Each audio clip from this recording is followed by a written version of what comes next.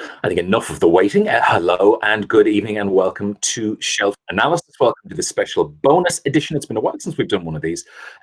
Thanks a million for making the effort to pop on this bank holiday weekend that is different from many, many, many others. My guest on the show is somebody I wanted to have on for quite some time, mainly because I'm an immense fan of her podcast. I didn't want to talk to her about her actual books or her novels or her work. I just want to talk to her about her podcast, really. You will know her quite possibly as a novelist. She's had 4 novels, including The Party, the most recent one of those. And then quite possibly through the immensely successful book, How to Fail, that was out in 2019, and possibly from the podcast that is connected to that as well, which is one of the 6 or 7 podcasts I listen to all the time and I don't miss. And that's one of them. She has a brand new book out this year. And I hope if I press this button here and this button here, it's always a bit of a gamble, really, that I can say hello to Elizabeth Day. Elizabeth Day, how are you? I'm so well. Thank you for that lovely introduction, Rick. And it is such a pleasure to do this. Thank you for being so supportive. It doesn't go unnoticed and it means so much to me. Not at all. It's an absolute thrill to be somebody who, when you interview for a living, and you'll know this as well, there are people who you like listening to because you like the way they interview other people. You like their style. You like what they get out of people. And it's something that I find you're an immensely... You lean back in interviews so much and allow other people the spotlight and allow them to talk about themselves, which, a lot of people don't ever figure out. Sometimes that's the trick in doing these things. Oh, thank you so much for saying that. I mean, you know very well as a brilliant interviewer yourself that for me, the key to asking questions is actually listening. So it's less about speaking and more about active listening to what someone's telling you. And I felt, I was a journalist for many years. I was a staff newspaper writer on a Sunday newspaper over here.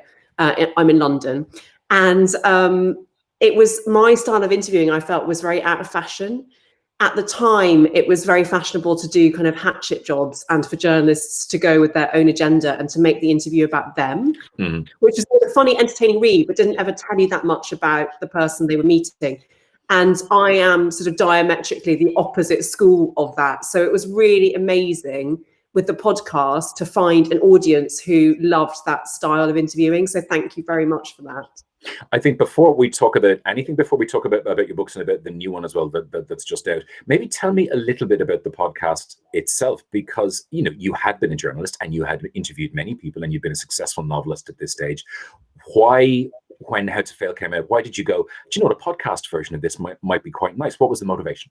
Do you know what? It was the other way around, which I know is counterintuitive because most people who are sensible write the book and then do a podcast. Write the book. But I had an idea for the podcast. It actually grew out of what we've just spoken about, a slight frustration that I wasn't being able to do the kind of interviews that I really love doing.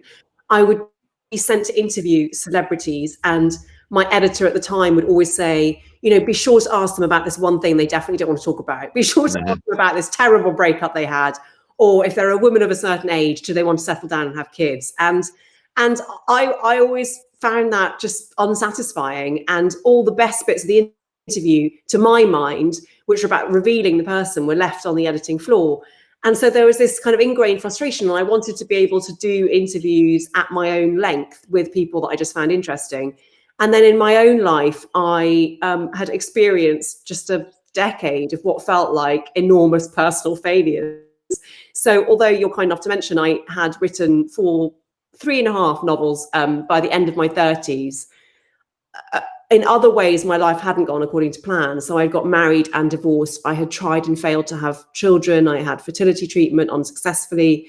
And then I got into a different relationship with someone else. And that relationship ended brutally out of the blue 3 weeks before my 39th birthday. And it was really in the aftermath of that I started thinking about failure and what it had taught me. Because for every single one of those things, those incidents that felt like crises at the time, I realized that I had survived them and I had learned something important about life, about myself. And that was the genesis of the How to Fail podcast. And I thought, well, I'll just do one season because I've got no clue what I'm doing. Never really done broadcast. Definitely never done a podcast. Complete technological incompetence. Drew my own logo, as you can probably tell. And then it just took off in a way that I had not anticipated. And I realized that there was a real thirst to talk about this. And my very brilliant editor at Fourth Estate, Helen Garnons-Williams, who has edited every single one of my novels, she was the one to blame, because she said, do you know what? It would make a good book and you should write nonfiction. And that's how the book came about. And ironically, it's one of the most successful things I've ever done. And you get some of the most impossibly high-profile guests who will come and talk to you at length about these things. Do you think there's an element of, and I've wondered it as a listener, as you said, frequently you would be sent to interview people by an editor who would say, make sure you talk to them about X. And X is usually a very high-profile, bad thing that has happened to people. What you do is, instead you leave it in the hands of the guest and say, tell me about things that have been failures in your life, but that you think have ultimately brought you to where you are right now. So you're almost putting the power back in the hands of the guest. That's what makes it really interesting. Yeah, you've totally nailed it there, Rick. It's that I think people are willing to open up precisely for that reason, because I ask them in advance to come up with 3 failures that they don't mind discussing. And I say, you know, the emphasis is very much on how they've shaped you. I strive for the podcast to be accessible and hopeful to everyone listening. So that's why it's interesting to me to get high profile names to open up about the times when things didn't go right, because so often we just hear them talking about a wonderful film that they've got to promote and the wonderful work they did with this fabulous director and the award that they've won, and you see them on the red carpet and they seem so inaccessible and so far removed from us. But you're right. I think because they set the parameters of the conversation in a way, they feel safe in that space. And I've just been really honored, actually, by how many people are willing to go there with me. And one of the biggest compliments you can ever pay me is to say that coming on my podcast feels a bit like therapy.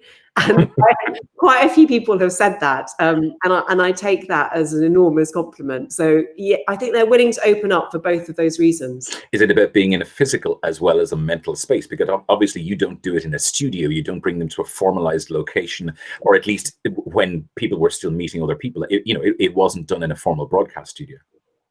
These are very, very good questions, Rick. I've been paying attention for quite some time. I have. I've questions of my own here. It's almost like you're a brilliant interviewer, which you are. Yes, that was one of the things that at the very outset, I was extremely keen that I was able to find a sound engineer with a kind of mobile recording unit so that we could go to people's houses or where they felt comfortable, because I wanted them to feel, as you say, in a safe physical space and to feel as relaxed as possible. And I found this amazing man called Chris Sharp, who's with me still. I just Googled for someone who could kind of record in a mobile way. And he makes everything sound studio quality, even though we're never in a studio. As time's gone on, more people want to come to me, which was very nice for me. And then during lockdown, obviously we had to record remotely. And I was very worried about that, because I do think that there's something extremely powerful about being with someone and showing them that you're listening and making eye contact, and seeing the visual response of an interviewer can be quite an important thing. And I was worried that we would lose that intimacy, but actually it opened up a whole new space. And I don't know if you found this, but we record audio only, and if anything, it's become even more confessional and intimate, because people don't even have to get out of their pajamas now. So they're still at home. And actually, I think there's something, as we all know, going to a confessional box or something like that, you don't see the person that you're confessing to. And I think I've realized that I've made myself into a priest in this metaphor, which is not my intention. But I think maybe sometimes that's quite nice, not seeing the person. So it's been a very interesting journey for me of discovering what different recording formats can work. I think for many of us who have done this, certainly 95% of the interviews I would have done prior to all of this are either face-to-face on stage at a festival in front of a lot of people, or recorded in a radio studio. And again, sometimes just from having done for almost 50 episodes of this now, you're talking to me from your home. You feel comfortable because that's your mug in your hand, and you can afford to just be in your slippers right now if that's what you are, and just afford to have a chat with me about books. And it makes things easier. Let me just show you my slippers. Actual slippers. And can I tell you a funny story about this mug? This mug is made by Elizabeth McNeil, who is a fantastic novelist whose first novel, The Doll Factory, did incredibly well, and I can highly recommend. And she's also a potter, and she just like does the most beautiful things. And she sent me this as a present. So shout out to Elizabeth McNeil. Some people are just impossibly talented. They just really annoying, isn't it? do you miss? Maybe I will talk about the book in a second. I want to do the interview question one more time. Do you miss doing live events? Because I was in the audience in Dublin the last time I think you were here. You interviewed Amy Huberman. Amy Huberman. It was that night, and it was a full packed out house, and that has a different energy to it as well, doesn't it? It does have. Do you know what though? I've been so lucky in terms of live events, because the Dublin show that you came to was part of a tour that I did. It was a 10-date tour, and that was all done and dusted by the end of last year. Then I did a one-off date at the National Theatre in London, and that was on March the 12th. The next day, I remember, was the first time I heard the term social distancing. And a week after that, we were in national lockdown. And then my diary completely cleared. And I adore live events. The energy is extraordinary. It is it's like beyond my wildest dreams to be talking about failure, standing up on stage in front of a theatre full of people. And one of my favorite things is meeting listeners of the podcast and readers of my books, who are always so fabulous and interesting and empathetic. But they also take a lot out of me. So it was quite nice in a way to have a rest and to have a clear diary, although I wish it hadn't taken a global pandemic to get there. But then things started opening up again, and I was due to do a Zoom launch event for my new book, Philosophy. And they said, oh, actually, the London Palladium is a COVID secure environment. You could do it there live. And I managed just to squeeze one in under the rope. Mm-hmm. And that was on October the 2nd. And so I was able to get that beautiful gift of being in a live audience in a fantastic theatre again, socially distanced, but it didn't feel empty. And I love doing that. So I have missed them, but I've been lucky that I've kind of done a couple this year, and it just happened that the timing worked out. So I feel very grateful for that. Now that we're here, we may as well. Tell me a little bit about the brand new book. It is called Philosophy, a handbook for when things go wrong. What's it about? So, as you say, I wrote How to Fail, and that came out. Can't believe it was only last year. It feels like a millennia ago. But How to Fail was part memoir, part manifesto. And it was based on failures in my own life, but also the first 1.5 seasons of the podcast. But because of book deadlines and publishing deadlines, I actually didn't have that much material from the podcast to use in How to Fail. With Philosophy, I now have like almost 10 seasons worth of material. I've interviewed some incredible people, from a Buddhist super monk called Heyman Sunim to Andrew Scott, to Dame Kelly. It's his birthday today as we record this. Happy birthday, Andrew Scott. Happy birthday, Andrew. To Dame Kelly Holmes, to the pop star Mabel, Malcolm Gladwell. And I just realized the more that I was interviewing these people, the more that I was learning from their experiences, and the more that I was able to apply their practical insights to my own life. And not only that, but I realized that certain themes came up again and again and again. So there were 7 of them, and I distilled them into 7 failure principles. And essentially, Philosophy is, as it says, a handbook for when things go wrong.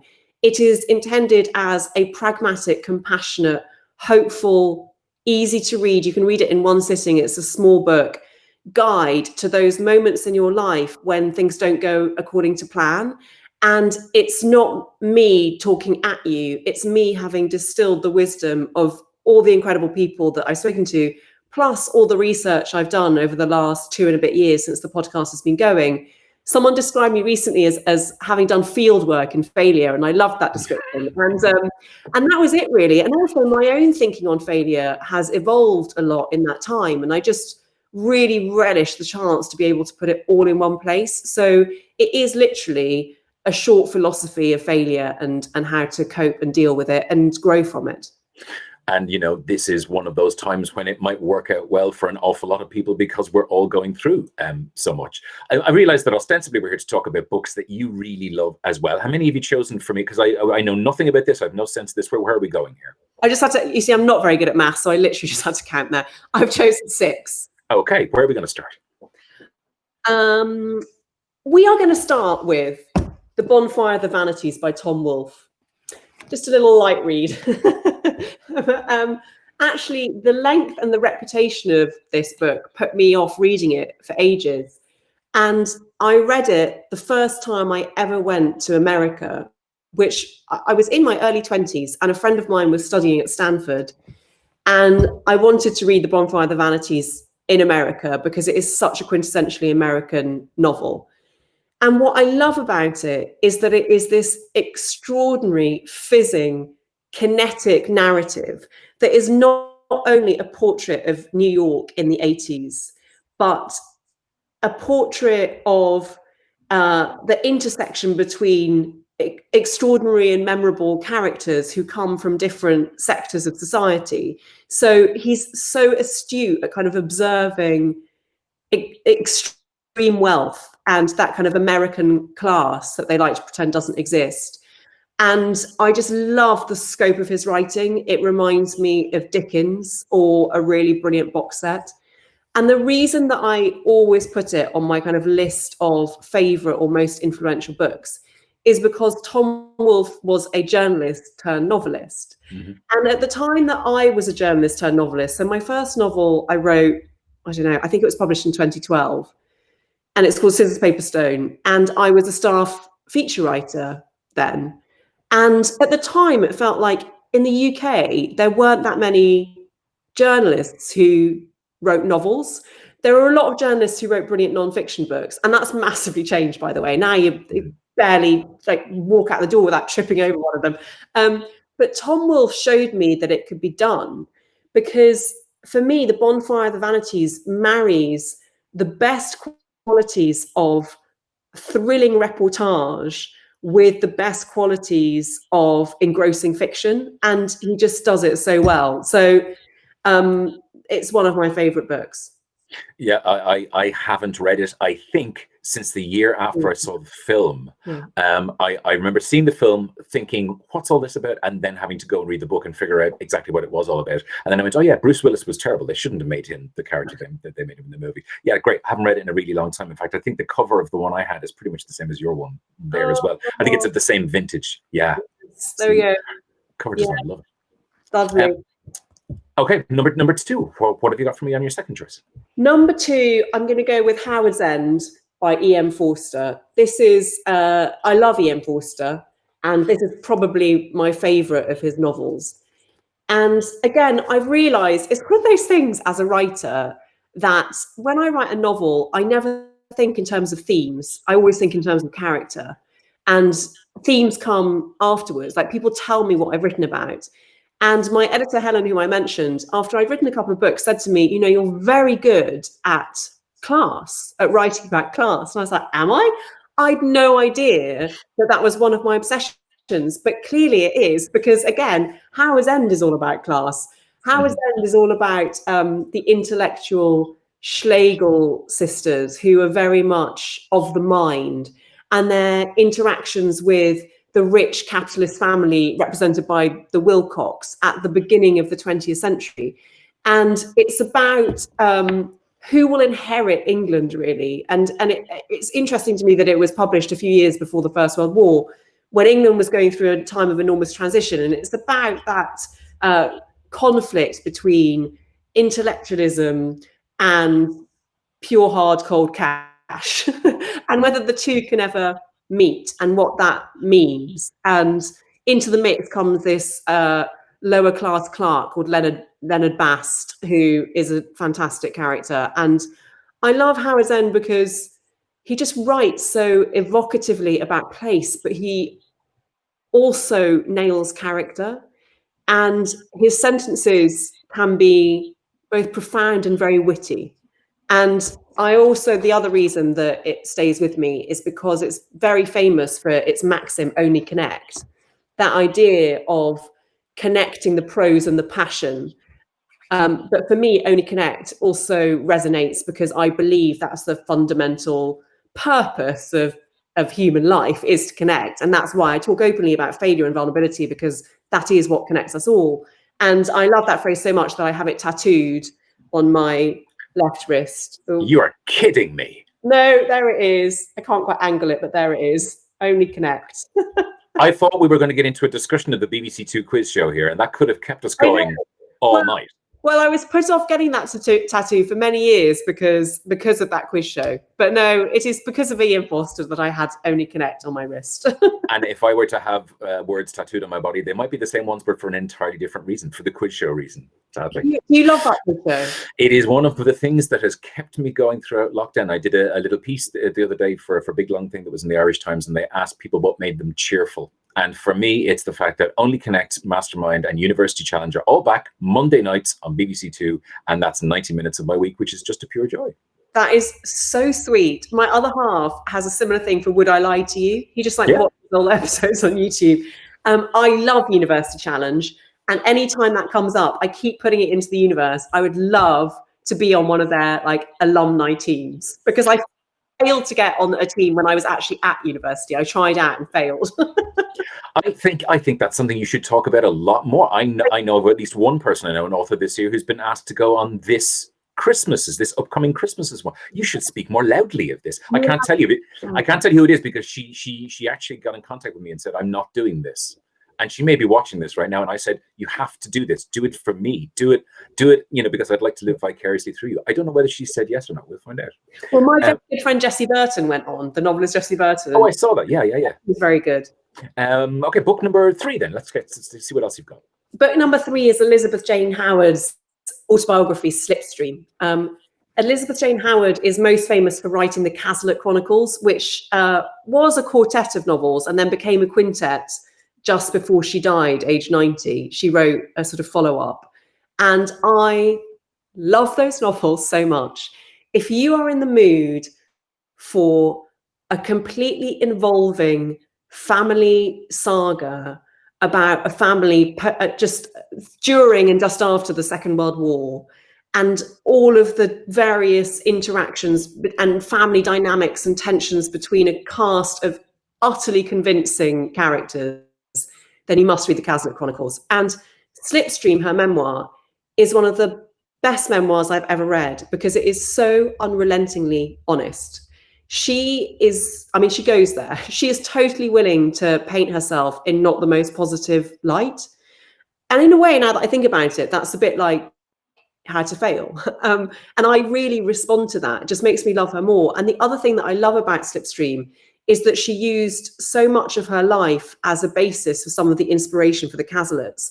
So after I'd read the Cazalets, I then read Slipstream, and it was almost like a sort of really lovely kind of detective story where I was able to put together the bits of the jigsaw and work out how much of her own experience had influenced her fiction. She is, to my mind, one of the most underrated fiction writers of recent times. And it's partly because she was married to Kingsley Amis, and his reputation overshadowed hers for many years. And she's the stepmother of Martin Amis, and Martin Amis credits her with having discovered literature himself. She was a really incredible woman, and I was lucky enough to meet her a few times, because when I published my first novel, Scissors, Paper, Stone, when I was writing it, it's quite hard when you're writing your first novel and you've never had any kind of creative writing training or anything to work out how to do tenses and what you're allowed to do, and whether you can sort of change a viewpoint within the space of a paragraph. And I went back to see how Elizabeth Jane Howard did it, and it was so instructive. And so when it came to the publisher saying to me, who do you most admire author-wise, and who do you want us to send a proof of the book to? I said Elizabeth Jane Howard and Margaret Forster, both of them now sadly passed. And they both wrote back to me incredibly generously and provided quotes. And afterwards, I just got the chance to interview Elizabeth Jane Howard for The Observer. And then I went to her birthday lunch and we stayed in contact, and it was a really beautiful thing. So Slipstream, I highly recommend as a memoir. That sounds absolutely amazing. Okay, book number 4. Book number 4 is Americana by Chimamanda Ngozi Adichie. This is a proof copy, so you won't recognize the cover, but I was asked to review it for The Observer, and it blew me away. It absolutely blew me away. I still think about it all of the time. Chimamanda is such an amazing writer anyway. But the thing about Americana that makes it extra special is the epicness of its scope, and yet the individuality of its resonance at the same time. So it's kind of, again, a bit like Bonfire and the Vanities. It's this panoramic plot which encompasses Nigeria and America, race, identity, loss, family, romance in both of those continents. And it's also just a wonderful character-led read that tells us so much about who we are. And it's really funny.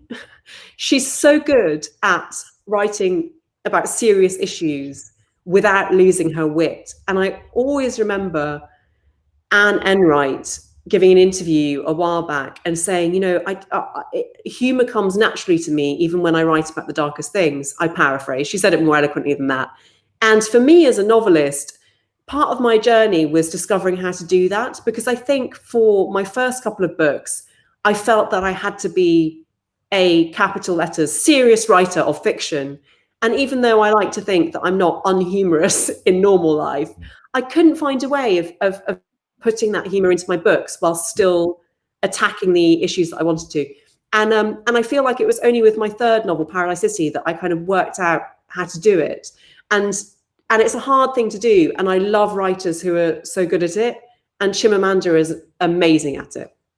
I think it's one of those books that if you've ever thought about traveling to Nigeria, but maybe you're the sort of person who goes, well, I'm never going to make it there, I'm never going to travel that far. The amount of detail about contemporary Nigerian society and about what it's like to live there, and just the sense and feel of being there that you get from that part of the book that's set in Nigeria, it's super. And I like that cover as well. I always thought the cover of the proof was really nice too.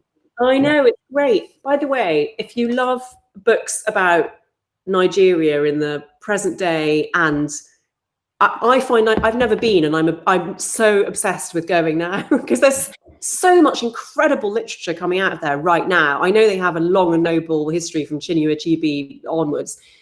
But have you read The Girl with the Louding Voice by Abi Dare? No, it's still in the pile downstairs, and I knew you were going to say that because I was watching the other night when you were interviewing her on Sky Arts.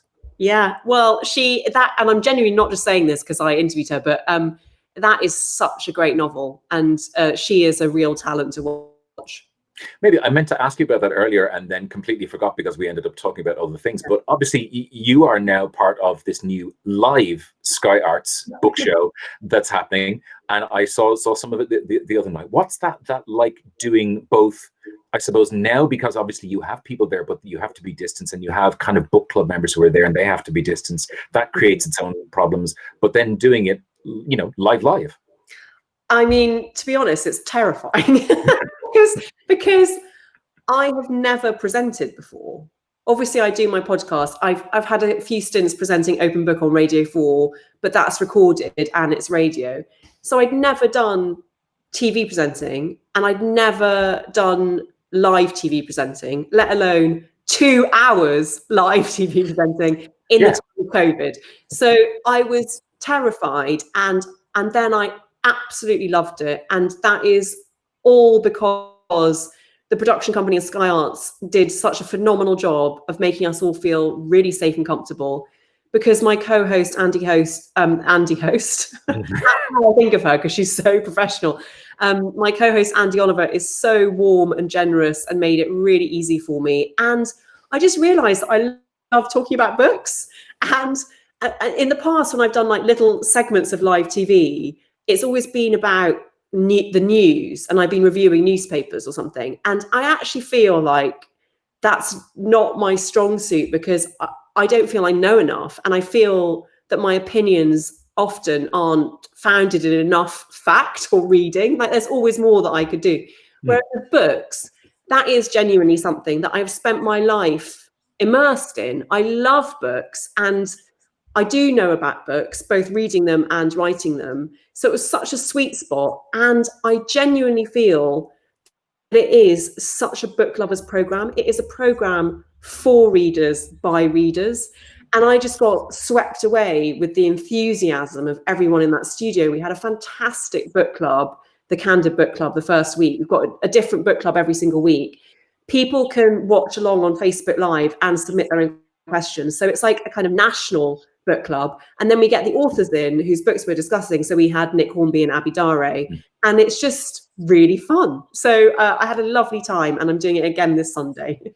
I think here's the thing is what will happen is all of a sudden you'll do one of those and then you'll do something else, and then you'll realize you'll step back and go, oh, hang on a second, I'm a book broadcaster and I have been for quite some time now. And it was just attrition. It happened in small doses because that's how it happens. What happened to you? Entirely and without question. Yeah, I spent my entire adult life being a music broadcaster, and I started doing one or two things, and this is 7 years down the line, and here I am talking to you about this, and 50 odd episodes of this series down at this point, and presenting the book show on Radio 1 as well. First of all, this series is amazing. You're an incredible broadcaster, but I do think it's interesting how sometimes the thing that you might be intended for or natural at is not the thing that you set out to do. And I'm a big believer in being okay with that, and building a life that allows you to be flexible when those things come along, to take the opportunity. So, 5-year plans are a bit overrated is basically what I'm saying. Yeah, and if you're passionate about something and all of a sudden you'll find, that you quite enjoy doing that thing regardless of what you're doing with it. Okay, enough about you and enough about me. We're talking about other people's books. Where are we? Are we 4, 5, 6, whichever one is next? We're on. Wait, we've done. Let's not count. 2 more to go. Yeah, counting is not working for either of us today, so that's fine. What's the next book? I think it's because I'm on a mirror, like the screen is flipped, so I'm all kind of at 6s and 7s. Okay, the next book is Elena Ferrante, My Brilliant Friend. So again, this is a quartet, and I think there's something about just losing yourself in the length of a group of books that is very, very appealing to me. And, I know that everyone and their dog has now read this book. And if you haven't, you must stop watching this right now and go and buy yourself a copy. But I came to it at the end of 2015 when my marriage had just broken down, and I went to LA for 3 months to recover, essentially. I was still working, but I just wanted a complete change of scene. And a very good friend of mine, Fran Bowman, who, by the way, is Fran's Bookshop on Instagram. I don't know if anyone follows her, but she is a brilliant book reviewer on Instagram. She recommended my Brilliant Friend. I mean, she's literally my brilliant friend, and she recommended My Brilliant Friend. And she's like, I think you should read it. And I was slightly put off by the cover. And then eventually I plunged in. And I cannot tell you, it was exactly the book that I needed to read at that time. What I love about Ferrante is that she gives women their due in the grand tradition of great classic literature, which is so often written by men, about men. She writes about 2 childhood friends and a lifelong friendship that spans 50 years in Naples. And it's a kind of language that I've never come across before that is precise. It is not over emotional, but it is very moving. And I read this interview with her where she talks about how she wanted to apply the archetypes of that classic literature to this specific subject. And so I've never seen women's lives, women's friendships so extraordinarily portrayed. I mean, she really goes into both the love and the occasional feelings of hate or jealousy or rivalry that you get. And I love this set of books. I also love the fact that she doesn't play by the rules, that Elena Ferrante is a pseudonym, that she has tried to stay anonymous, but was allegedly unmasked by some journalist a few years ago, which was super annoying because I was due to interview her over email and she pulled out.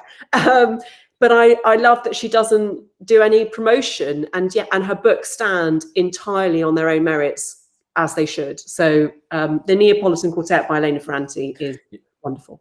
Yeah, you're right. That's a wildly unusual position to be in as a 21st century author as well, to be able to simply say, nope, I'm not taking part in any of this, and I don't. And it's wonderful, and it's worked for her because the books work. Okay, where is this the final one, second last one? Where are we? That's the penultimate one. I've got one more. Okay, go for it.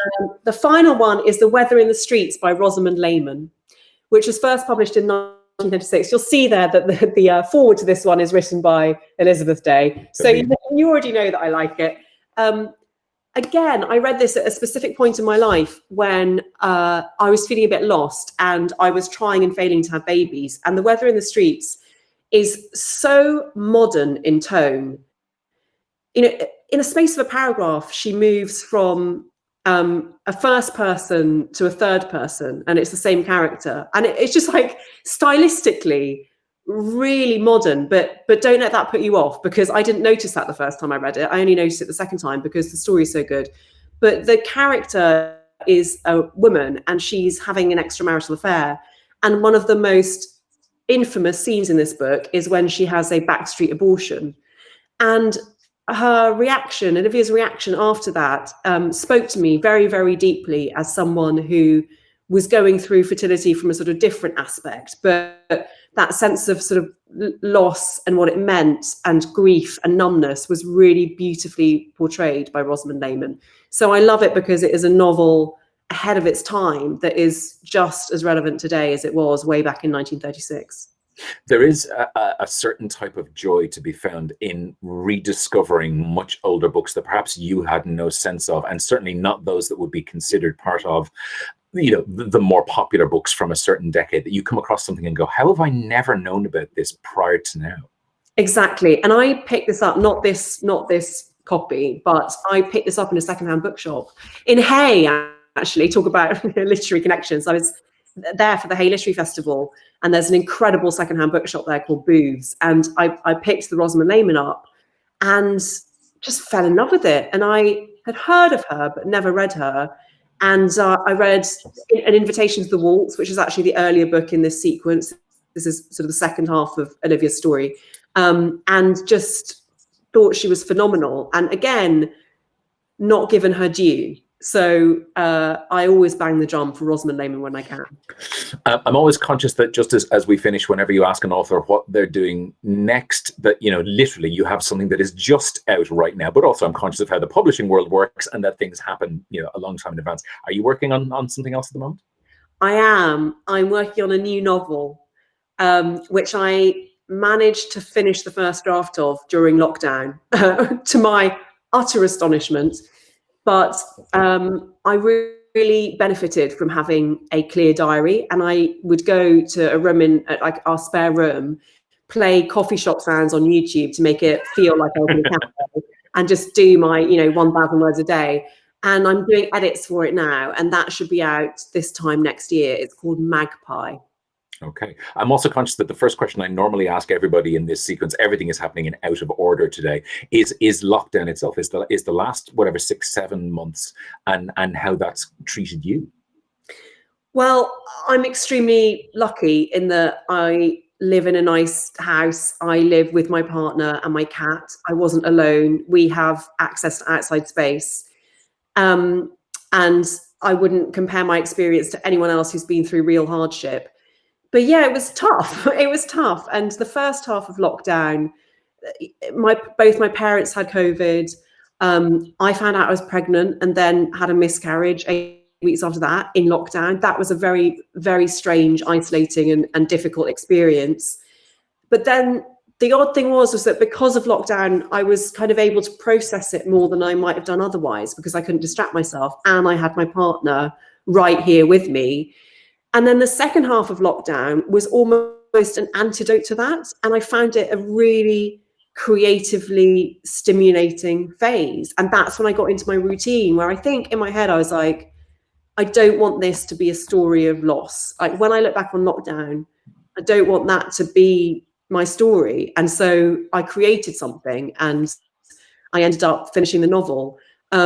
So it was a tale of two halves, really, but it does feel that time has acquired a weird elastic quality, where I can't believe that we're in the last few months of this year, and this year seems to have lasted for 500 years. So it's this sort of weird, yeah, it's a strange time, but I do think we'll look back on it, and we'll be able to hopefully talk to future generations about that historic experience we all went through. And I think it's taught us an enormous amount about our shared humanity.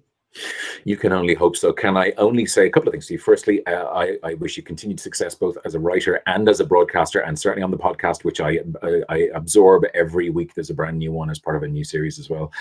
And hopefully we can get to do this someday in the real world in front of a room full of people who will enjoy what this sort of thing is normally like when we do this. I would love that so much, Rick. Thank you. I'm a huge fan of yours. Thank you so much for having me on Shelf Life. Shelf analysis, close enough. That was it. You were doing well till the very end. Well, you see, this is what I mean about. The whole day's gone now. It's fine. Ruined the whole thing. This is what I mean about lockdown and brain fog. As I was saying it, I was like, no, that's not correct, Elizabeth. It's Shelf Analysis. What was I going to say? I wanted to ask you a question. Okay. You can ask me anything you like. It's actually a very narcissistic one, but what's your favorite episode of the podcast? I was going to mention Andrew Scott, but then you reminded me of Cush Jumbo's episode. The episode with Cush Jumbo I thought was super, primarily because I really like her as an actor. I only really knew her through The Good Wife and The Good Fight. Hearing her talk with her actual accent, because obviously she's British and she's not American, was strange to begin with. And I was one of those people who I had tickets to go see her play Hamlet. She was going to play Hamlet. And obviously every ticket for everything I bought in London this year just got moved or cancelled or out the window.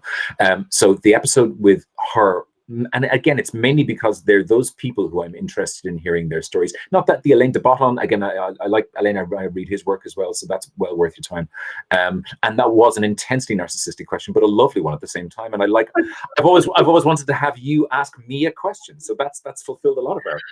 Another question: what book have you just read, or what are you reading right now? Believe it or not, last night I just restarted Aldous Huxley's Brave New World because I watched the TV series. Yeah. And I thought the TV series was really, really intensely clever in places, and I hadn't read it in forever. And the copy I have is an old one, I think from the 60s that I bought again in a secondhand bookstore at some place. But one book I've read most recently that I keep banging on about to people, and the people will know from here, she was a guest on Shelf Analysis a couple of weeks ago, is Doireann Ní Ghríofa as A Ghost in the Throat, which has just been nominated for 2 Irish Book Awards, which is fantastic given the fact that it's her very first book and she's a poet. And it's one of those books that is finding an immense audience through people talking to other people as well. So that's the one I've been banging on about for the last while. What a great title as well. Well, I love Aldous Huxley and I love Brave New World. And our cat is called Huxley after Aldous. This could go on for the whole day. And unfortunately, I have to let you go. No, not even slightly. It has been lovely and thrilling. And thank you so much for coming on the program. Thanks a million, Elizabeth. Cheers. Thank you. Oh, and that's the way. Let me press this button here. So it's okay. She's gone now. She can. Well, she can probably still see me. That was immense and wonderful. Thank you so much for joining me for this bonus episode of Shelf Analysis this Bank Holiday Monday. We are back on Wednesday with a regular episode at the usual time of 8 o'clock as well. If you're watching this on the YouTube channel, you can see all of the previous episodes. They are here. If you're watching us on RTE Culture, you can just look us up and find us on the YouTube channel as well. Other than that, have yourself a lovely, what remains of your Bank Holiday weekend. And I'll see you on RTE Gold tomorrow morning from 10 and on Shelf Analysis back here on Wednesday. Good luck.